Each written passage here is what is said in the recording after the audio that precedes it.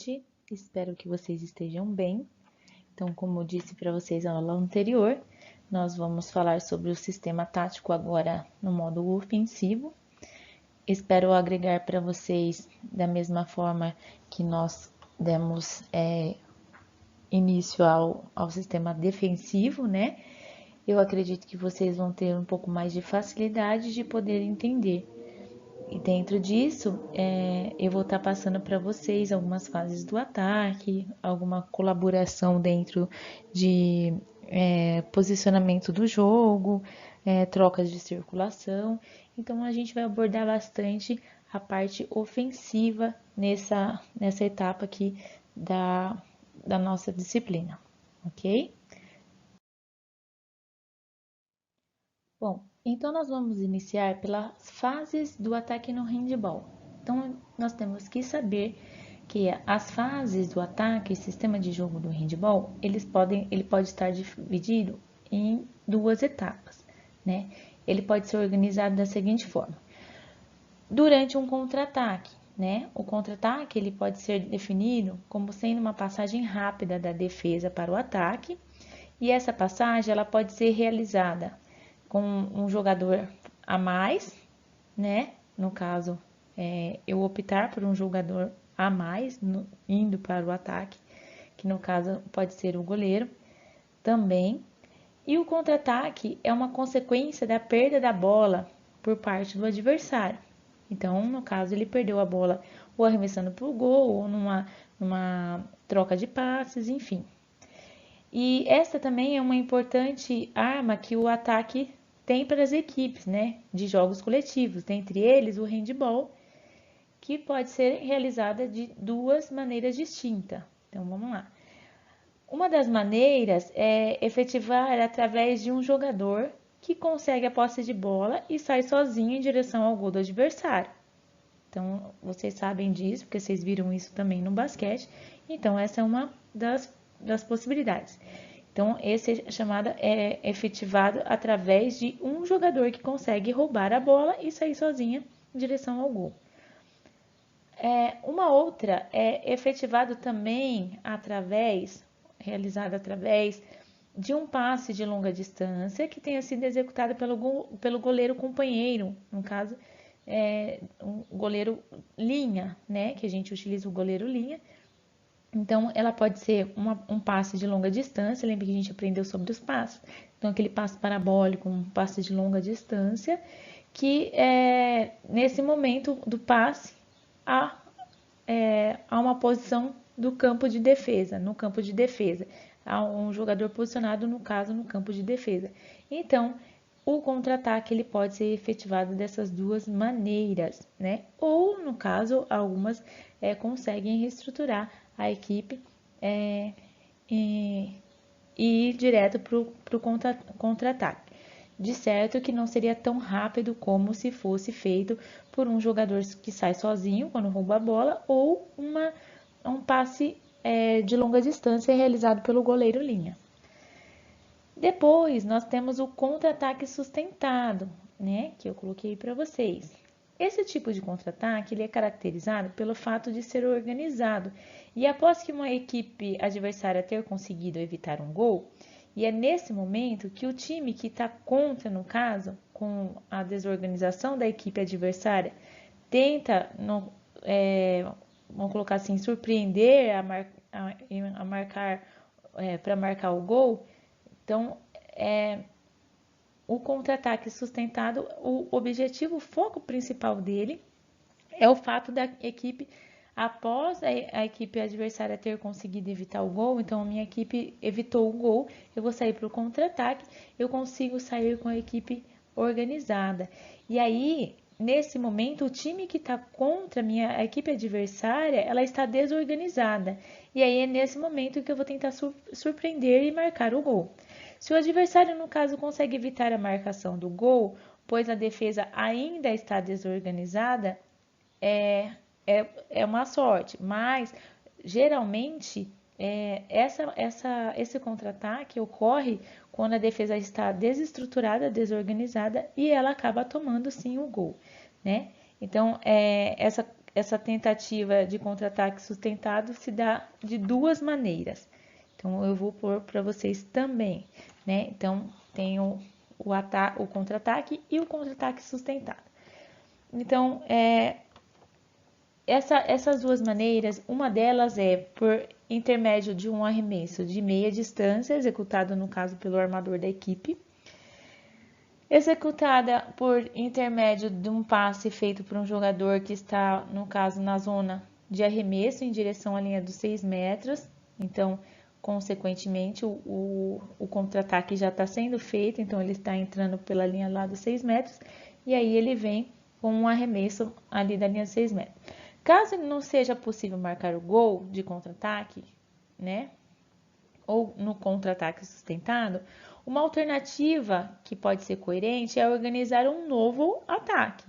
Então, cabe aos jogadores eles serem instruídos a respeito disso, né?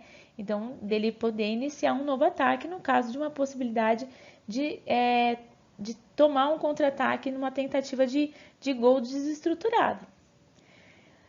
Isso também pode ser feito através do jogador que está com a posse de bola. E para isso, ele deve conduzir a bola no máximo até o meio da quadra. E essa ação serve tanto para alertar a própria equipe, né, que um novo ataque será iniciado, quanto para dar tempo de reestruturação, né, da equipe. O ataque, ele objetiva, no caso, uma ocupação por parte de todos os jogadores da equipe e suas posições no sistema de jogo. Então, um ataque, a qual a equipe escolherá, que será imposto. Então, o ataque tem o objetivo de ocupar as partes de todos os jogadores da sua equipe e suas posições de jogo, tá? Então, é uma reestruturação. No caso, que nem a gente está falando, é uma segunda opção do ataque sustentado. Então, caso o ataque, o objetivo, a ocupação por parte de todos os jogadores da equipe, suas posições dentro do jogo, o ataque que a equipe escolherá será redirecionado, né? E além disso também tem a intenção de oportunizar um intervalo de curto repouso entre os jogadores, porque o jogo do handball, como vocês bem sabem, ele é um jogo muito rápido, né? De contra-ataques rápidos. Então, quando você opta por não fazer um contra-ataque e sim reestruturar a equipe para que você elabore um ataque diferenciado, você também parte pela posição de que os jogadores eles possam se reintegrar, né? Ele possa ter um repouso e aí os jogadores se reintegrar. E a intenção dessa ação de jogo é você criar uma oportunidade ao treinador e também repasse de instruções de ordens técnicas e táticas, do caso de jogadores, além também de poder, nesse momento, observar alguma armação defensiva da equipe adversária e assim iniciando uma nova ação ofensiva. Então, eu observo a armação, a estruturação da defesa, e assim eu consigo criar uma nova ação para o meu ataque, para o meu sistema ofensivo, sem marcação, sem pressão. Portanto, no caso, quanto maior precisão de troca de passes, melhor seria os arremessos, né? O sistema de ataque do handball, ele pode ser conduzido, eu já comentei isso com vocês, com 2 pivôs ou com um pivô.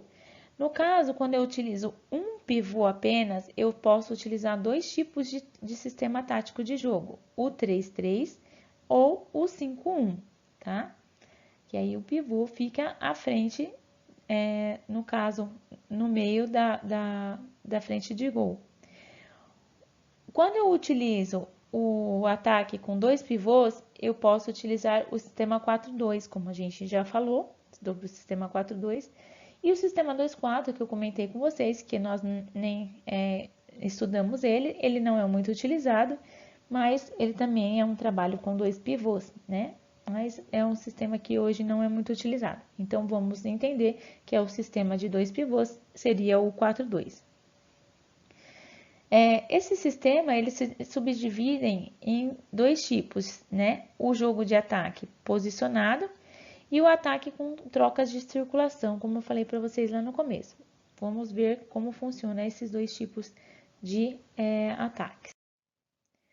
Então, os ataques são divididos em ataques posicionados, que são um tipo de ataque que o atleta, que os atletas, né, jogam fixo em suas posições, tirando vantagem tática através daquele que marca individual, ou que aquele que faz um sistema de jogo trabalhando individual. Isso vem daquilo que eu falei do ataque de zona, a marcação por zona e a marcação individual. Então, o jogo de ataque posicionado, ele verifica o que? Atletas que jogam fixo nas suas posições. E isso ele consegue tirar vantagem tática através daqueles que fazem a individual. O ataque com troca de circulação, com trocas ou circulação, nesse tipo de ataque, ele existe a possibilidade de realizar tipo um ataque rígido, que é a variação na trajetória da bola, no deslocamento realizado pelos jogadores na quadra, e em função dos deslocamentos da defesa adversária. Por exemplo, um ataque em um sistema é aquele que ocupa o maior espaço na tática ofensiva, tá? Então, os jogadores que se movimentam melhor durante o ataque, ele ocupa um maior espaço na tática ofensiva. No caso, seria interessante entender que no jogo de handball, quando os tipos de ataque, como o ataque posicionado e o ataque com trocas ou circulação, eles surtem efeito, resta somente a tentativa do ataque, vamos colocar assim, do ataque em trocas rápidas de passe, ataques com consequências que levam perigo no gol adversário e através do jogo de posições fixas, né? Então, com o auxílio das ações táticas individuais e de grupo, cabe cada um a preparar, no caso, a equipe para finalizar uma jogada por intermédio da passagem de bola, da troca de passe, né? De movimentos de ataque. E aí, por fim, finaliza-se o ataque, no caso, o chute ao gol, que é uma ação individual, porém, ela é sempre preparada por todo o coletivo, então a equipe contribui para isso. E com isso, as ações técnicas e as ações táticas, elas vão acarretar um arremesso que seja o mais preciso possível, e isso vai reverter um gol para a sua equipe, tá? Então, é importante que a equipe esteja junto para que finalize-se um ataque. É claro que o chute a gol é individual, mas eu preciso da ação dos outros jogadores fazendo movimentos na frente do gol, né? Trocando posições para que você desestruture a equipe, da mesma forma que a gente falou do sistema de defesa, né? O sistema ofensivo, ele precisa desenvolver falhas na sua defesa, né? Então, é assim que funciona a parte do ataque, né? E aí, eu vou falar também das características do contra-ataque. Então, lá. No caso das características do contra-ataque, para que o jogo de handball ele seja mais dinâmico e ofensivo possível, é importante que a equipe ela possa obter a posse de bola, ela passe imediatamente a buscar o gol do adversário. Então, o jogo de handball ele é voltado para isso, para ataques mediante as jogadas mais rápidas, ou seja, ele tem um máximo de obtenção de posse de bola, né? E buscar o gol do adversário, como eu falo para vocês, é um jogo rápido, né? A gente não pode ficar fazendo troca de passe ali no meio da quadra. É sempre importante que você tenha o objetivo, a finalização de gol. E essa busca pelo gol, ela pode ser originada ou iniciada de um ataque, de um contra-ataque, e surgirá também de ações individuais coletivas, como a gente mencionou lá, que um jogador ele rouba a bola e pode partir para o gol sozinho, ou coletiva, né, que perante a organização de uma equipe, ela pode desenvolver sistemas táticos previamente estabelecidos junto com o técnico, né? Então, é uma jogada ensaiada no caso. Para que uma equipe ela possa penetrar no esquema defensivo do adversário, vou colocar assim, é extremamente, né, necessário que tenha um bom esquema de jogo pré-estabelecido antes do jogo, né? Então você já treinou, você já estabeleceu como vai ser a forma do seu contra-ataque, né? Então isso é muito importante e que, né, para que esse mesmo funcione e também para um bom desempenho da equipe é fundamental que ela seja realizada de forma coletiva e individual, né? Então nós temos aí essas duas etapas do ataque que ela está voltada dentro da característica ofensiva e também da individual. E se tratando também do jogo de handball, é importante salientar que cada jogador ele tem uma função designada, tá? E as suas características naturais do jogo. Então, lá, ações de cada posição de armadores, né? Os meias, os pivôs, os pontas. Então, nós vamos falar sobre essas características aí. Então, os atletas que assumem, no caso, a posição dos armadores, são individuais que excedem a liderança por equipe. Eles são eles são os responsáveis por organizar as jogadas e ainda eles possuem uma boa visão de jogo, como a gente tem comentado, né? Então, essas são características de um jogador que cumpre a posição de armador no handball. Então, o que eles têm? Eles têm a liderança, né? Eles têm organização das jogadas, possuem uma boa visão de jogo, de forma geral. Eles são habilidosos e possuem força nos arremessos, o que geralmente converte mais gols. Eles sempre estão atentos nos contra-ataques e são bons no que? Na parte de interceptar, de roubar a bola. Lembra que nós falamos que eles são rápidos, né? Eles se recuperam melhor. Geralmente os jogadores armadores, eles que têm um dos melhores condicionamentos junto com os laterais. Já os pivôs, eles são sempre mais habilidosos, ágeis e principalmente eles são fortes, né? Porque eles realizam dribles, eles têm facilidade e conseguem fazer arremesso especial que confunde a formação da defesa do adversário, no caso também do goleiro, que está relacionado aqui aos giros, ao salto com queda, enfim, a uma ponte aérea. O jogador pivô, ele é de extrema importância, né? Porque ele tem que ser ágil, no caso, para finalizar a bola, receber e finalizar. E eles devem ser fortes, né? Porque geralmente tem um bloqueio bem agressivo ali para fazer a defesa em cima dele. E ele sempre está no meio de muita marcação. Os jogadores que atuam, no caso, nas extremidades, que seriam os pontas, eles apresentam a característica que eu já comentei algumas vezes para vocês. Uma delas é uma característica natural que é da velocidade e da habilidade nos arremessos com salto e queda, né? Por quê? Porque os jogadores, quando eles fazem arremesso da lateral, ele precisa ter uma habilidade.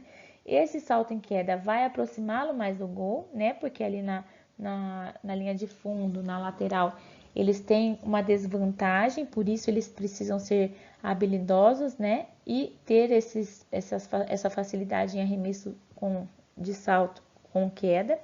Eles devem ter rapidez no caso da execução para poder driblar os jogadores que estão marcando e também auxiliar principalmente no contra-ataque, né, na troca de passes rápidos, porque os jogadores de ponta, eles são os que devem descer primeiro. Então o armador sai, ele vai contar com os pontas lá na frente já, no fundo da quadra, perto da linha lá do gol, para que ele possa fazer qualquer interceptação, qualquer passe, para que não seja interceptado, né?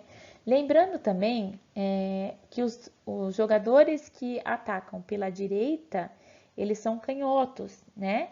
e os jogadores que atacam pela esquerda, eles são destros, tá?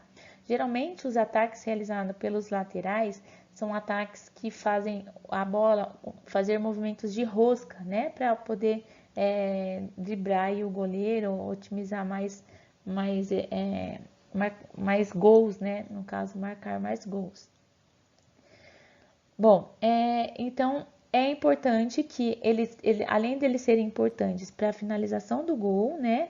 Ter rapidez na queda, no salto, rapidez na execução de dribles, eles também auxiliam no contra-ataque, né? Na troca rápida de passes. Então deixa anotadinho aí, tá? Que é muito importante essas características desses jogadores.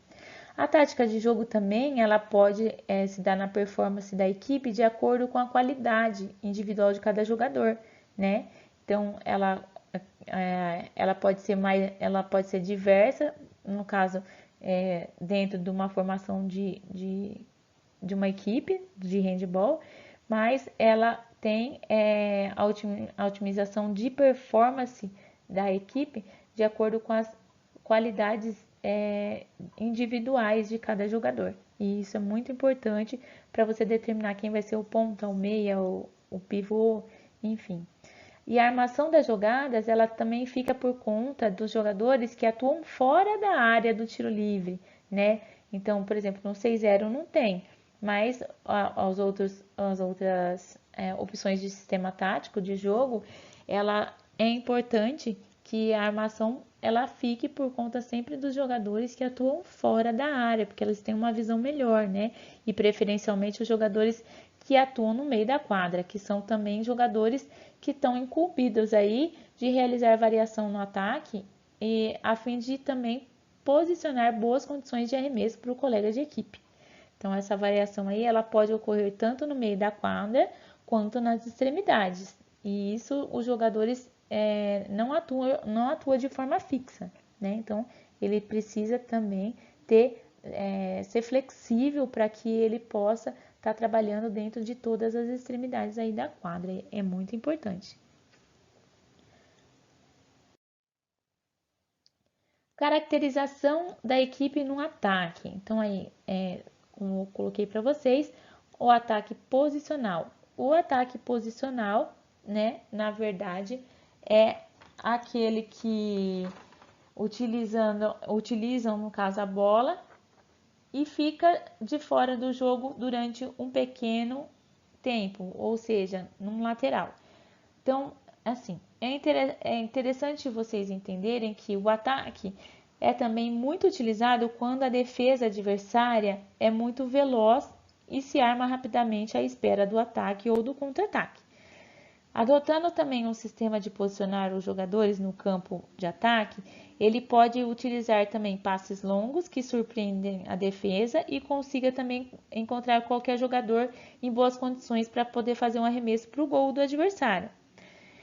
Então, no caso aí que eu coloco para vocês, que é aquele tipo de ataque que é utilizado quando a bola fica fora de jogo num período de tempo muito pequeno, por exemplo, no lateral, que eu posso falar ataque posicional, é porque quando eu vou cobrar um lateral, por exemplo, eu tô é um período de tempo a qual o jogo a bola fica parada, né? É um período de tempo rápido, porém é posicionado, né? Então eu já posso trabalhar isso antes dos jogos, né? Eu posso estar trabalhando isso com os meus alunos, com os meus atletas e posicioná-los de forma que eles possam fazer essas jogadas que vão trazer o gol como finalização. Então eles vão finalizar em um gol, no caso. Esse também tipo de ataque ele pode ser utilizado em momentos distintos de jogo. Por exemplo, quando a defesa adversária está totalmente armada em seu campo e não pode ultrapassá-lo no meio do campo, ou quando temos também a intenção de retardar o jogo ou poupar as energias, repondo o ataque simplesmente para descansar para o próximo ataque, então isso seria uma investida, né? Então, um lateral seria uma investida para que eu possa recompor o ataque e também para mim poder descansar para um próximo contra-ataque. O ataque posicional também, ele é fácil de ser identificado e as suas fases também são bem definidas. Sendo que a primeira dela, na situação de jogo, o ataque contra a defesa, ela já é constituída e se encerra com os atletas ocupando suas respectivas posições, como nós falamos anteriormente, de frente ao gol e de acordo com o sistema de jogo que está pré-estabelecido. Então, por exemplo, o 5-1. Então, eu preciso me reestruturar no 5-1, né? Então, um armador e os outros 5 em frente ao gol. Então, todos ocupam as suas posições em quadra. Já na segunda fase, a gente pode dar através da tentativa de arremesso ao gol do adversário, que no caso será concretizado por intermédio de uma jogada previamente ensaiada ou não. Então, depende daquilo que eu trabalho com minha equipe, eu posso estar fazendo uma parte, vamos colocar assim, uma tentativa de arremesso para o gol, a qual eu posso estar intervindo por intermédio de uma jogada ensaiada, né? Aí eu percebo que para fazer aquela jogada, a estrutura de defesa do meu oponente, ela consegue bloquear. Então, já não seria interessante. E aí, o que eu posso fazer? Eu posso variar uma jogada próximo daquilo que foi ensaiada, mas não completando a jogada realmente ensaiada, e sim uma jogada que se reestruturou através da marcação que eu tenho aí da minha equipe de defesa, né, do meu oponente no caso, tá? Então é muito importante que vocês pensem nisso, né? Então todo ataque posicional ele é fácil de ser identificado e as suas fases são bem distintas. Então uma delas é iniciada pela situação de jogo de ataque contra a defesa, que já é constituída e se encerra com os atletas ocupando as posições em frente ao gol, né? E a segunda é aquela que através da tentativa de arremesso do gol do adversário, ou seja, num contra-ataque, que ela será concretizada por intermédio de uma jogada, às vezes ensaiada ou não, tá? Então, uma ela já está bem posicionada, né? E a outra, ela não está posicionada, ela se dá através de um contra-ataque. E aí eu posso estar utilizando através de uma jogada ensaiada ou não.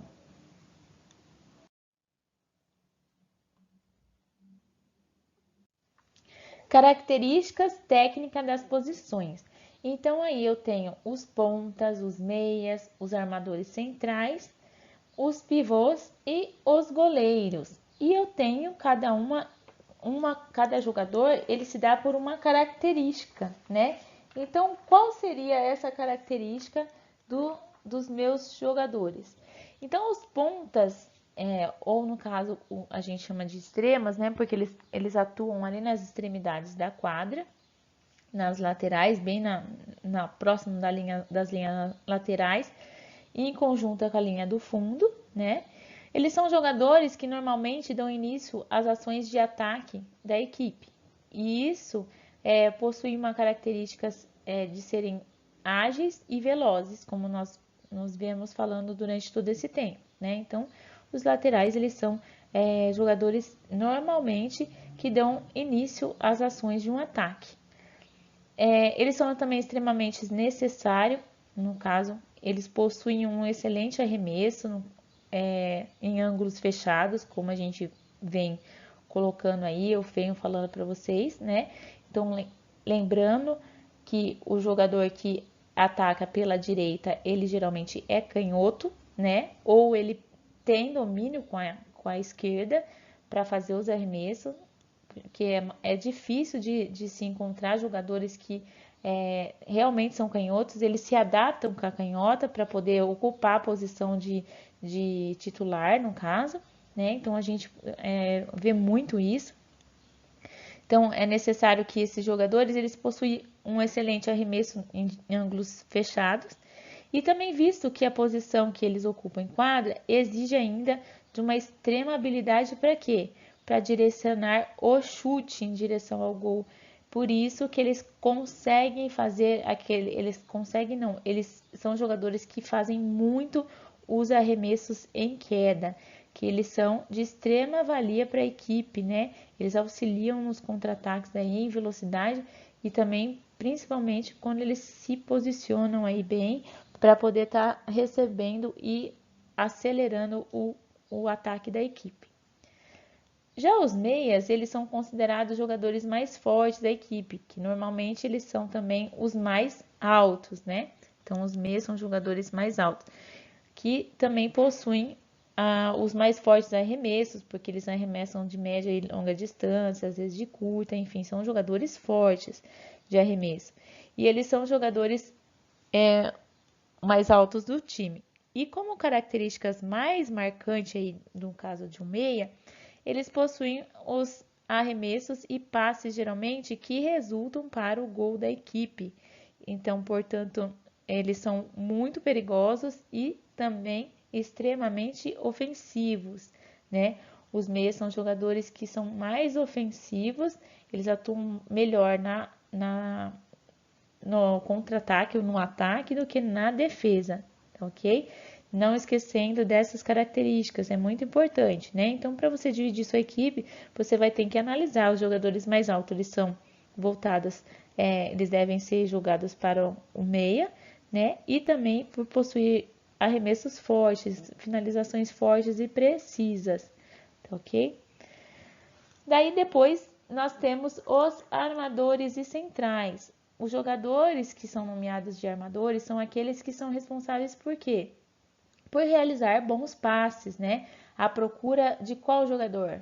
Do pivô, né? Que sempre vai estar ali na frente do gol, né? Na linha próxima à linha dos 6 metros, que é da área do goleiro.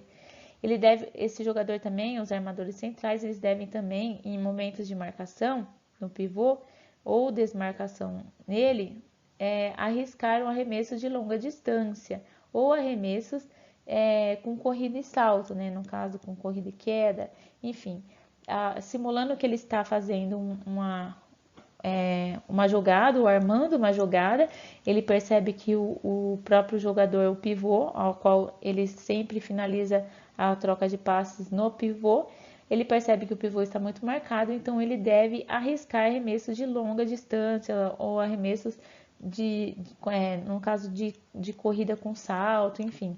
Ele também é jogador que tem como característica finalizar, no caso, se ele perceber que a equipe adversária está marcando bem a sua equipe, tá ok? Depois nós temos os pivôs, que são jogadores que se posicionam bem próximos à linha da área de gol, como a gente já vem falando aí, na defesa também, né? Eles se posicionam no centro da quadra, num local que proporciona um melhor ângulo de arremesso, né? Porque ele consegue girar, ele tem força para fazer o giro e o arremesso. Então, são jogadores que finalizam muito bem.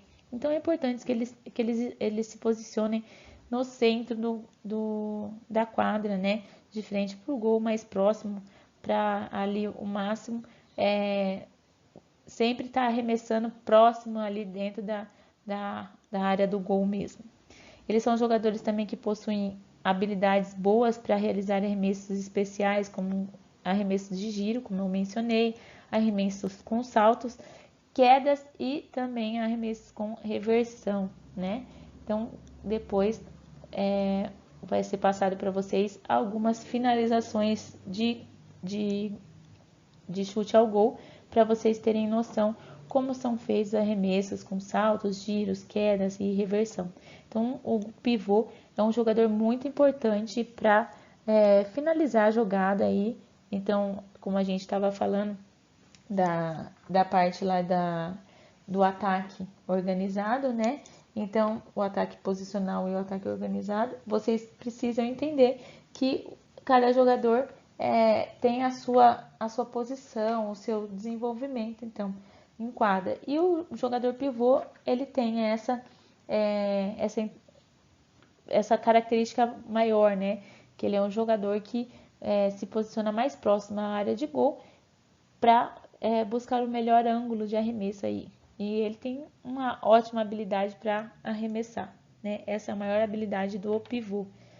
E por último, os goleiros, que são atletas que necessitam de boa velocidade de raciocínio, no caso, para proporcionar à sua equipe a chance de um bom contra-ataque. Então, sempre o goleiro, logo após defender um chute do adversário, por exemplo, ele vai dar a chance de um contra-ataque da sua equipe. Então, é muito importante que ele consiga ter uma habilidade de raciocínio, uma boa habilidade com as mãos, para que ele possa agarrar a bola e já estar enganjando um contra-ataque aí, passando a bola para os seus companheiros de equipe estarem chegando a um contra-ataque com sucesso, né? E através também do adversário, no caso, através do adversário não, e através dos lançamentos do goleiro, que é de extrema eficiência, no caso, e rapidez, vai buscar sempre um jogador, né? Um jogador bem colocado, no caso, no ataque. Qual seria esse jogador? Nós falamos. Geralmente os laterais, é muito importante, ou os armadores centrais, né? Que eles conseguem, vamos falar assim, finalizar aí melhor o contra-ataque e ter mais visão de jogo, né? Então é importante aí, o goleiro é muito importante para o contra-ataque. Coisa de 50% de um contra-ataque ele vem do goleiro, né? Então por esse motivo o goleiro de handball é uma peça muito importante da equipe nas jogadas de contra-ataque, ok? Bom, pessoal, então essas foram algumas ideias do sistema tático de ataque, né? No sistema tático ofensivo. Eu coloquei para vocês assim uma abertura. Vamos posicionar melhor os jogadores, né? Conhecê-los melhor, cada jogador na sua zona de cobertura, né? Então vocês conheceram muito bem os jogadores pontas, os meias, os tipos de marcação. E aí os sistemas, o 6-0, o 5-1, o 4-2, o 3-3 e o 3-2-1 é feito da mesma forma que do sistema de defesa. Mas na próxima aula eu vou passar para vocês demonstrando como que é feito isso aí, e a gente vai caminhando dessa forma. Eu espero que vocês conseguiram se prender nos pontos importantes aí da aula de hoje, e aí a gente vai caminhando da melhor forma possível, tá ok? Uma ótima noite para vocês, uma boa aula. Deus abençoe cada um de vocês e seus familiares. E até a próxima aula, pessoal. Obrigada.